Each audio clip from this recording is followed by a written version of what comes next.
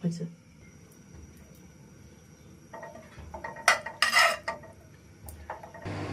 দর্শক বন্ধুরা, পিঠার রেসিপি শীত যাচ্ছে, রাজিগর স্বাদের দুধ পিঠা। এই অসাধারণ দুধ পিঠাটা বিভিন্নভাবে বানাই, আমি একটু ভিন্ন স্বাদে বানাইতেছি। কথা বলতে আপনারা আমার মতন করে একদিন হলো এই শীতে বানাবেন। আমি বাটার দিয়ে কিন্তু ভিজে নিলাম। এখন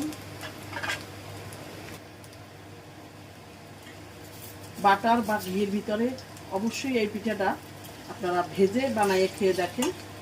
আমরা তো অনেক বাইরে খেয়ে দেখছি, কিন্তু এইটা একটু খান, তাহলে বুঝবেন যে পিঠা সারা জীবন আপনার মনে থাকবে যে কি খেলাম। কিভাবে বানাই সেই পদ্ধতিতে দেখেন,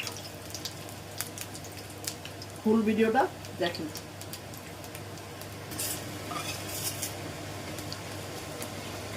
পরে কাটতে দাও।